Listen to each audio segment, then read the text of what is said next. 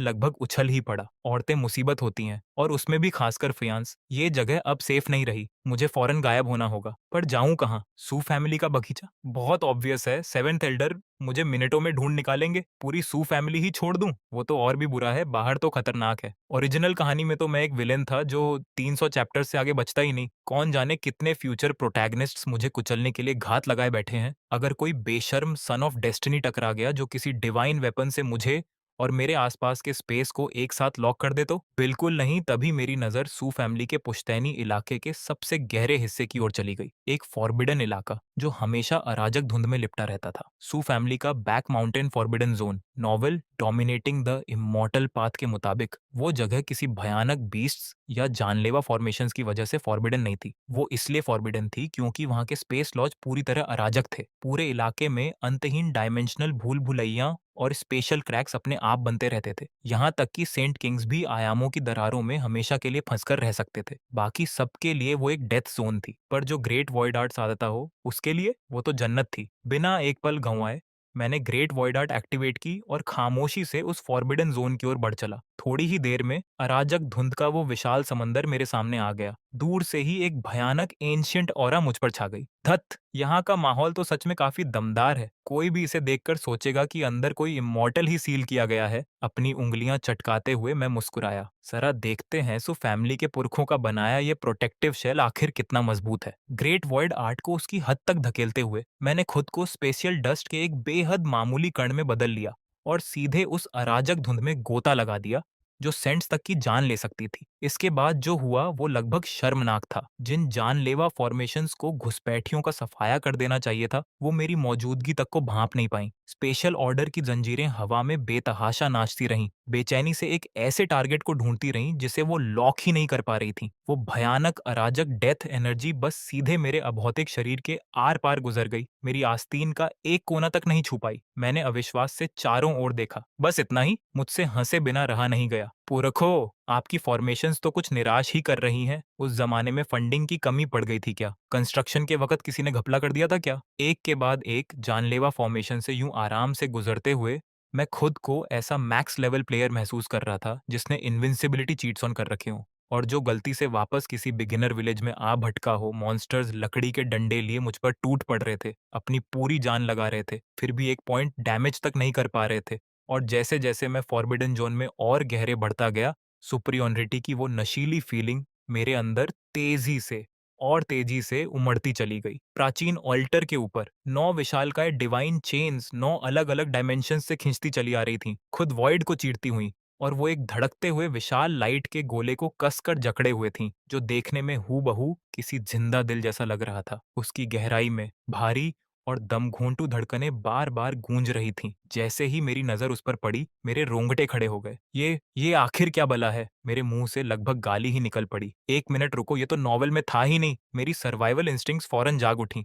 ना बाबा ना, बिल्कुल नहीं। यहाँ से निकलने का वक्त आ गया। मैं ग्रेट वॉइड आर्ट एक्टिवेट करके अपनी जान बचाकर भागने की तैयारी कर ही रहा था कि तभी मेरा डिवाइन सेंस गलती से उस विशाल लाइट के गोले की सतह पर फिसल गया। ठीक उसके बीचों बीच, जहां 9 डिवाइन चेन्स आकर मिलती थीं, मैंने एक लगभग अदृश्य सी दरार देखी और उस नन्ही सी दरार से एक ऐसी ऑरा रिस रही थी जो एक साथ बेइंतहा पवित्र और गहराई तक शैतानी थी। मेरे कदम पल भर में रुक गए। इस विशाल फॉर्मेशन के अंदर कायद चीज यकीनन कोई हानिरहित चीज नहीं थी। अगर सू फैमिली के पुरखों ने इसे सील करने के लिए इतनी बेतुकी हद तक मेहनत की थी, तो 99% चांस यही था कि ये कोई दुनिया मिटा देने वाला मॉन्स्टर ही होगा। पर तभी मन में एक और ख्याल उभरा, इस सील में दरार आखिर है क्यों? क्या बस वक्त ने इसे कमजोर कर दिया या फिर इसे जानबूझकर छोड़ा गया था? जैसे जैसे मैं सोचता गया वैसे वैसे मेरे दिमाग में और बेतुके आइडियाज बढ़ते गए। क्या पता ये कोई भयानक बुराई हो ही नहीं? क्या पता ये असल में सू फैमिली के पुरखों की छोड़ी हुई कोई छुपी हुई इनहेरिटेंस हो? शायद कोई सोता हुआ सुप्रीम एक्सपर्ट, शायद कोई लेजेंडरी ट्रेजर, या शायद एम्परर वेपन्स से भी बढ़कर कोई इमॉर्टल आर्टिफैक्ट। क्या पता वो शैतानी ऑरा बस एक कैमोफ्लाज हो? क्या पता वो दरार जानबूझकर किसी नियति के चुने हुए वारिस के लिए छोड़ी गई हो? मेरे जैसे किसी के लिए, एक पियरलेस जीनियस जिस पर किस्मत की कृपा हो और जिसके पीछे एक सिस्टम खड़ा हो। जितना मैं तर्क करता गया उतना ही मुझे यकीन होता गया, और जो आत्मघाती क्यूरियोसिटी आखिरकार शांत हुई थी वो फिर से पूरे जोर से भड़क उठी। नहीं, मुझे जानना ही होगा।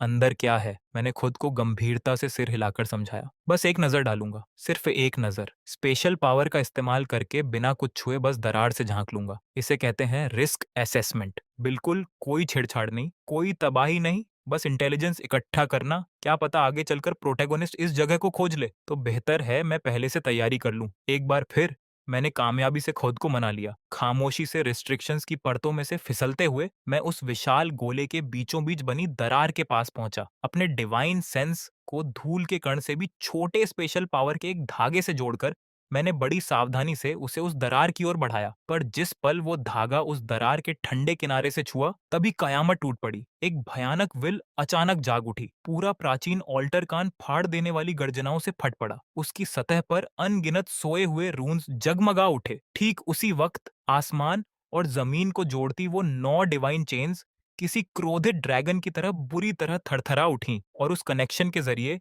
एक जबरदस्त बैकलैश सीधे मेरी ओर उमड़ पड़ा। मेरी सोल तो जैसे दहशत से चीखी पड़ी। Oh shit! मैं डर के मारे लगभग उछल ही पड़ा। गड़बड़ कर दी, इस बार सच में बड़ी गड़बड़ कर दी। अगले ही पल वो भयानक ताकत सीधे सील के सबसे कमजोर हिस्से यानी उसी दरार पर जा टकराई, और वो नन्ही सी दरार पल भर में फैलने लगी। नहीं, ना ना ना ना! मैं बेबसी से चिल्ला उठा। पर अफसोस, उस दरार ने मेरी आपत्तियों पर जरा भी ध्यान नहीं दिया। वो और फैलती गई और फैलती गई, यहाँ तक कि पूरे पुश्तैनी इलाके को हिला देने वाले एक भयानक धमाके के साथ पहली डिवाइन चेन चटक गई, फिर दूसरी, फिर तीसरी, और मेरी दहशत से भरी निगाहों के सामने 9 की 9 चेन्स अनगिनत सुनहरे टुकड़ों में बिखर गईं। वो विशाल लाइट का गोला फट पड़ा, और डिमोनिक एनर्जी का एक ऐसा सैलाब बाहर उमड़ा जिसे बयान करना नामुमकिन था। फॉरबिडन जोन की रक्षा करती वो अराजक धुंध पल भर में निगल ली गई, और चंद ही पलों में सू फैमिली के ऊपर का साफ आसमान पूरी तरह काला पड़ गया। अनगिनत डिसाइपल्स और सेवक उस कुचल देने वाले दबाव के नीचे जमीन पर ढह गए। मेरा चेहरा फक पड़ गया। खत्म, अब तो मैं गया। तभी उमड़ती डेमोनिक एनर्जी के बीचों बीच से एक हंसी गूंजी। 10,000 साल, पूरे 10,000 साल। आखिरकार ये आसन आजाद हो गया। अंधेरे में से एक आकृति धीरे धीरे उभरी। उसने एक गहरी सांस ली और शुद्ध संतोष से मुस्कुराई। आजादी की हवा वाकई कितनी शानदार है। फिर उसकी खरमिजी आंखें मुझ पर आ टिकीं। उसके होंठों से एक शरारती हंसी छूट पड़ी। कितना हैंडसम छोटा आदमी है। तेरी ऑरा इतनी पवित्र है, इतनी साफ कि मन कर रहा है इसे थोड़ा गंदा कर दूं। इससे पहले कि मैं कोई रिएक्ट कर पाता, वो किसी परछाई की तरह सीधे मेरे सामने आ खड़ी हुई। दुनिया में वापस आने के बाद तू मेरे पहले टॉय के तौर पर बिल्कुल फिट रहेगा। इसी बीच पूरी सू फैमिली अफरा तफरी में डूब चुकी थी। पुश्तैनी इलाके की गहराई में एक बूढ़ा एंसेस्टर आसमान में जा उठा। ये औरा द फॉलन इमॉर्टल कहीं और डिवाइन सोर्स से सील की गई एक गुफा से एक अधेड़ उम्र का आदमी निकला। डेमनिक ओनल्टर का सील टूट गया है। किसने हमारी सू फैमिली की बुनियाद को छेड़ा? पूरे परिवार में खतरे की घंटियां बज उठीं। हर कीमत पर उसे फिर से सील करो। अगर वो पूरी तरह भाग निकली तो आज की ये आफत हम सबको मिटा सकती है। उधर एल्डर हॉल में चंद पल पहले ही 7th एल्डर सुची बड़े जोश से हायर अप्स को लेक्चर पिला रहे थे। जरा देखो अपने आप को, उन्होंने डिवाइन सन पीक की ओर इशारा करते हुए चिल्लाकर कहा। डिवाइन सन 10 दिनों से सिक्लूजन में सोता पड़ा है, पूरे 10 दिन। अगर उसने उस मेहनत का 1% भी कल्टीवेशन में लगाया होता तो अब तक शायद सेंट किंग बन चुका होता। ऐसी नियति को ललकारने वाली टैलेंट सोने में बर्बाद हो रही है। मेरा तो दिल दुखता है। बाकी एल्डर्स बस बेबसी से मुस्कुरा भर सके। तभी अचानक फॉरबिडन जोन से वो डिमोनिक एनर्जी फूट पड़ी। सूची का चेहरा जम गया। काले पड़ते आसमान की ओर देखते हुए उन्होंने वो ऑरा पल भर में पहचान ली। उनका चेहरा मौत की तरह पीला पड़ गया। नामुमकिन, वो सील, द फॉलन इमॉर्टल। उनकी आंखों में निराशा भर गई। सो फैमिली का सर्वनाश हो गया। फिर उनका डिवाइन सेंस फॉरबिडन जोन तक पहुंचा।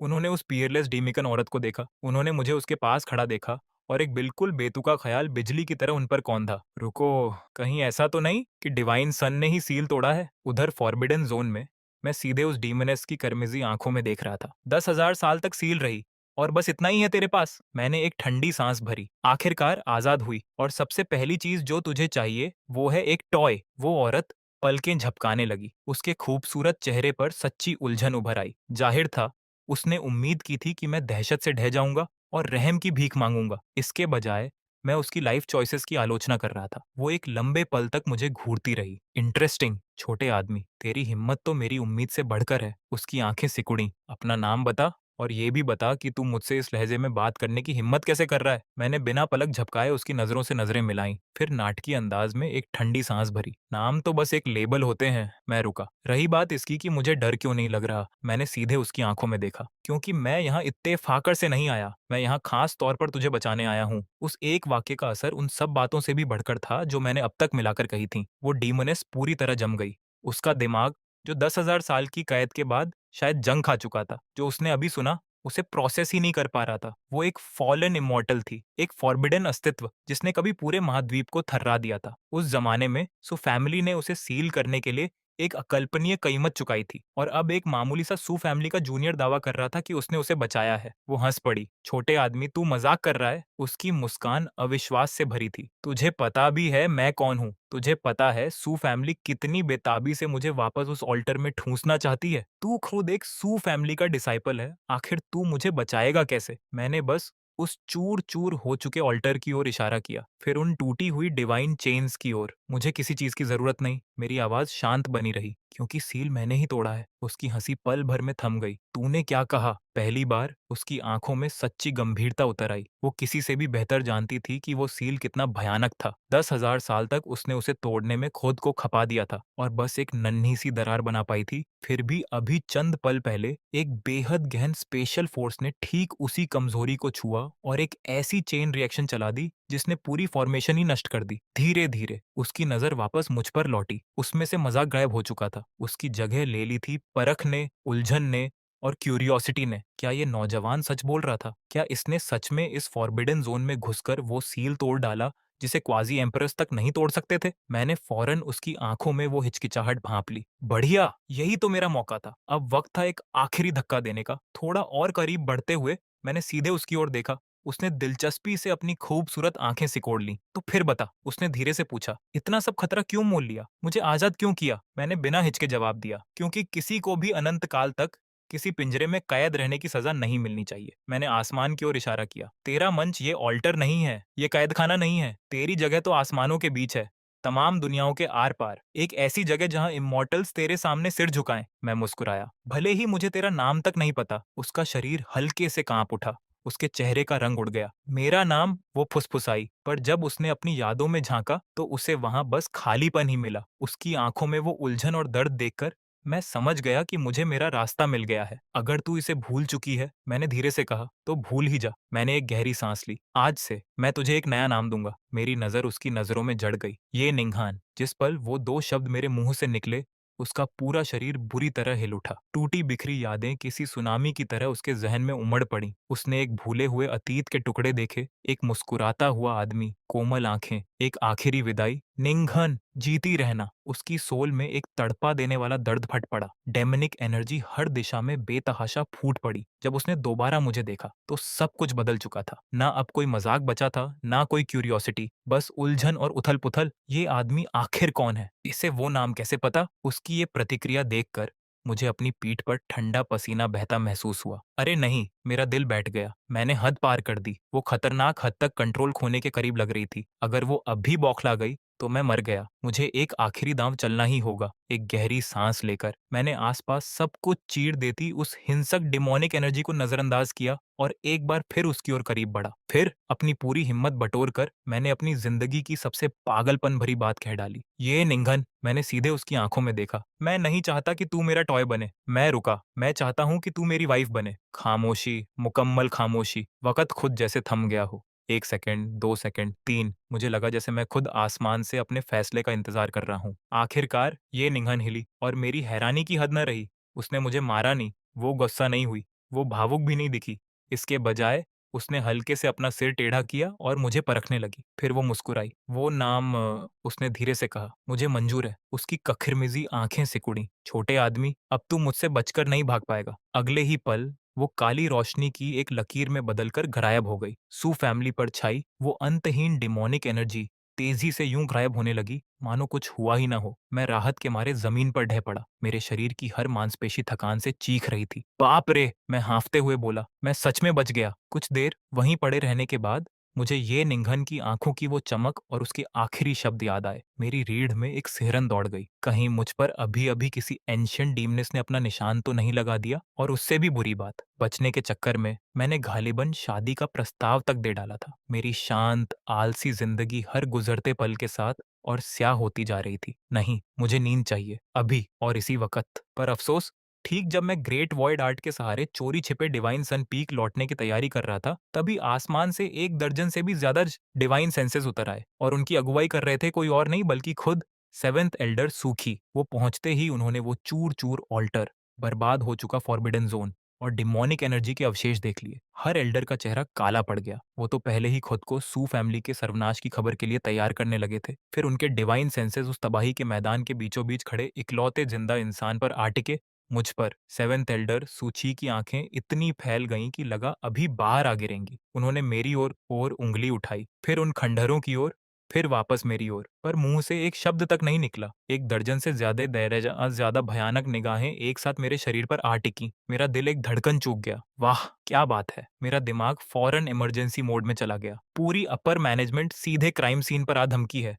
कल्प्रिट एन यहीं खड़ा है और चारों ओर सबूत ही सबूत। मैंने घबराकर थूक निकला। तो अब प्लान क्या है? घुटनों के बल गिरकर रो रो कर माफी मांगूं या फिर दांव और ऊंचा लगाकर किसी तरह इन सब बूढ़े मॉन्स्टर्स को भी बहका दूं? दोनों में से एक भी ऑप्शन जरा भी सेफ नहीं लग रहा था। मेरा दिमाग पूरी रफ्तार से घूम रहा था। अगर इन बूढ़ों ने मेरी कहानी पर यकीन नहीं किया तो? अगर इन्होंने सारी पूछताछ छोड़कर सीधे मुझे उल्टा लटकाकर कॉफिन के ढक्कन से मेरी पिटाई शुरू कर दी तो? एक भावी सुपर विलेन के लिए मरने का ये तो सचमुच बेहद जिल्लत भरा तरीका होगा। तभी सेवेंथ एल्डर सुची लड़खड़ाते हुए उड़कर आए और मेरे बगल में उतरे। उनका चेहरा फक था और वो चारों ओर उस चूर-चूर हो चुके फॉरबिडन ज़ोन को घूर रहे थे। "चेनेर, तू यहाँ क्या कर रहा है?" और वो डीमनेस, उनकी आवाज़ बीच में ही खो गई। मैंने अपना गला खंखारा और लापरवाही से हाथ हिलाया। "अरे, सेवेंथ एल्डर और आप सारे एंसेस्टर्स भी, आप सब जाग गए? अच्छा है, कुछ नहीं हुआ। अब सब घर जा सकते हैं।"